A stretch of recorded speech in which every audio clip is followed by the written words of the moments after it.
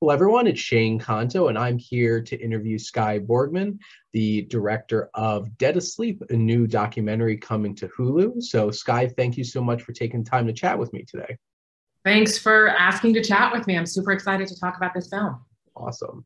And I always like to start things pretty simple and talk about, how did you get involved with this particular project? What drew you to want to tell this story?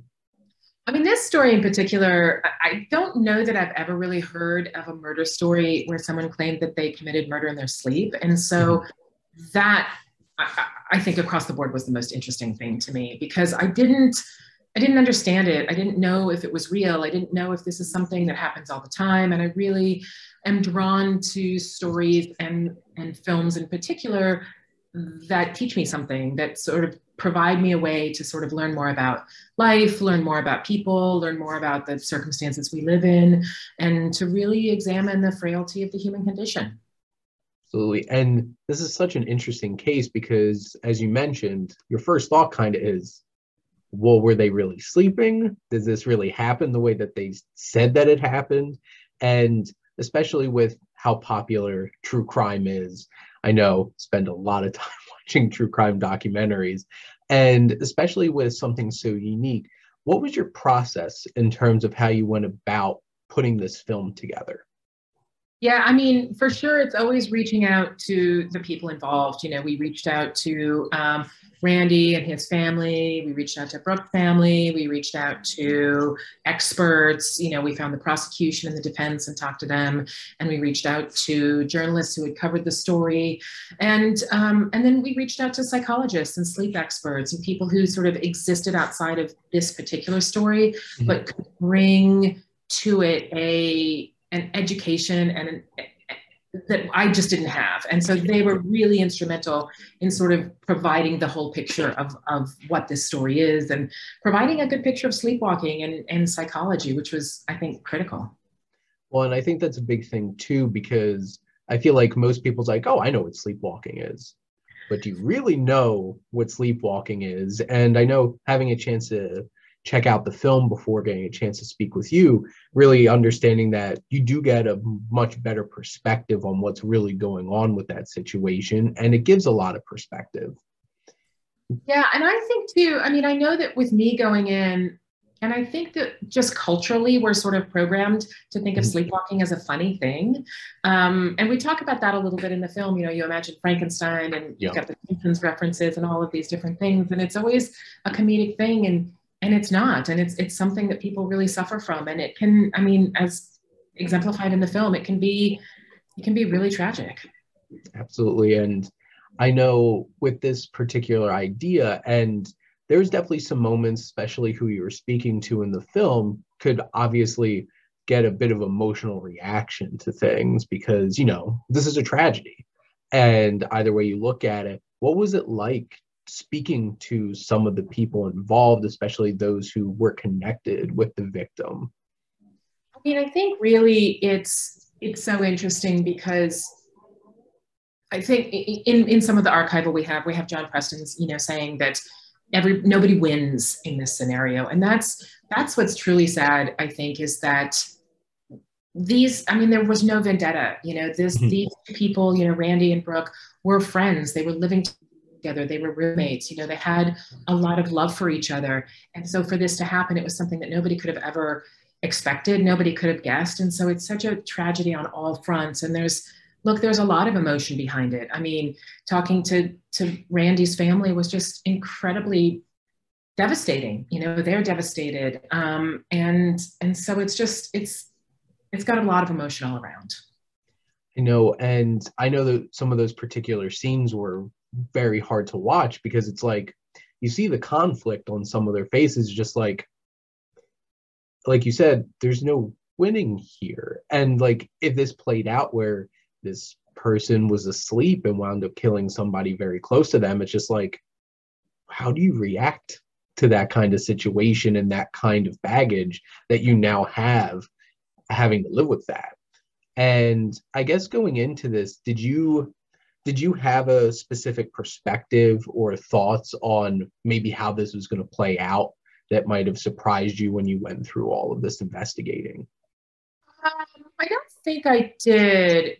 I mean, maybe I did. Obviously, you sort of have these preconceived ideas going Mhm. into something. But I think more than anything, as I was interviewing more people, on a day-to-day basis, or maybe even less than that, maybe on a minute-by-minute basis, I was like, oh, he was sleepwalking, and then I was like, nah, I don't believe he was sleepwalking, and so that experience of me sort of talking to all these different people, and I talked to my producer as well, and other people on the crew, and we would believe go in these wide sort of waves of believing and not believing, and I think that experience of that really did color the way that we put this film together, because I didn't want to go into it saying absolutely 1,000% he was sleepwalking, or 1,000% he wasn't sleepwalking. I really wanted to go into it and question it. And it's really a movie not about guilt or innocence, but about sleepwalking and about Mhm. the rigors of our society and what can sort of lead us onto this sleepwalking path. And that's what I wanted to explore with this film. Well, and you could definitely feel that having watched the film, that this isn't out there to be like, this is how it was, this is how it happened. You experience watching the film, questioning what did really happen, and realizing in the end, what's left is something, just a tragic story. No matter how you sliced it, somebody suffered. And I know you've had some previous work with some other documentaries. How did some of your previous films help you change, maybe shape your approach to how you went about investigating for this film? Yeah, I mean, with every film, it's a learning experience, right? I mean, I think with prior films, you learn how to reach out to people, how to sit and talk to people, how to sit with people and not judge. I mean, because that happens a lot, right? Where you come in with these ideas about something, and then you sit down and they completely change your ideas. So to try to sit down with people and not bring those preconceived notions into it, I think that's a lot of it. And to do the work ahead of time, to reach out to everybody ahead of time, and to try to get a good sense of what your story is. I mean, look, I know that the story that we plan is amazing, and then you go out into the field and you capture a completely different story, and then you enter into post and it turns into a completely different story from that point on. So, to really also just let the story have its own life, to let it live and breathe, because I mean, I don't want to say it edits itself. It does not. A lot of people put amazing, incredible work in, and we bat our heads against the wall, or against the computers every day trying to make things work in this. But it does have a life, and it lives and breathes that life, and it sort of tells you the story that needs to be told, and you have to be open to listening. Well, and I definitely get what you were going at, Skye, in terms of, yes, obviously there's a lot of people that go into putting the film together, but sometimes whether it's you're chasing a real story or writing a story, sometimes it just kind of takes that life of its own and kind of shapes, and you kind of have to be the one to just follow along and make sure that it's coming together properly. And I know we were just chatting a little bit before, and like obviously the landscape of film and like television has really shifted to, there's so much true crime content. There's probably like 5 new series that launch on Netflix every single week in terms of all these stories. And I guess, were there any particular films or series that you took upon as inspiration for how you went about shaping this film and this investigation? Oh, interesting. I don't know if there's one specific one that I take away that I love for this specific film. Mhm. But one of my favorite series last year or the year before was I'll Be Gone in the Dark. I thought it was an incredible, incredible series. And I look at that so many times and go back to it many times. I think it was beautifully told. I think it was just a wonderful, wonderful storytelling event. So that's probably my favorite of the last couple of years, at least. I know my fiance and I watched that every week when it came out, and she had read the book, so she was very excited when that came out. My fiance is a huge fan of true crime. Like I Yeah, even mentioned anything, and like mentioned anything, she's like, "Yes, I want to watch that." yeah. And obviously, it's like I know when I was looking over the synopsis of this and just like caught my attention of like, this is a fascinating story. And obviously, putting a film together, is a lot of challenges and takes a lot of time. So Skye, what were some of the things that you felt like were the most challenging aspects of approaching this particular film and pulling it all together? Yeah, I really think I'll go back to that pendulum swinging. I really think that was one of the most challenging aspects, to stay as neutral and balanced as we could, while at the same time swinging back and forth, right? I mean, to stay neutral and balanced, to me, sort of, it seems like you're walking a balance beam. And really, I wanted to take the audience through this feeling of he was sleepwalking, he wasn't sleepwalking, he was sleepwalking, he wasn't sleepwalking. And that was important to me, to have people believing that, and in whatever they were believing at whatever moment in time. That was important. And it was challenging. It was really challenging. We went through in post, Peter Santana and I, we really sort of were massaging scenes back and forth, and doing some interesting things too. I mean, I think another part of it that I was really interested in pulling forward was sort of this, to give it this millennial flair, this younger sort of idea. And so this pop culture stuff, and this, use of 50s archival footage, I think really speaks to the eternity of sleepwalking, and the sort of present day, sort of right now feeling of sleepwalking as well. Well, and that was definitely an interesting aspect of the film, being taken from, these are the connotations that this is the perspective that people had on it, and then seeing what it is today, and different perspectives, and obviously wanting to connect with an audience and making sure that they are interested.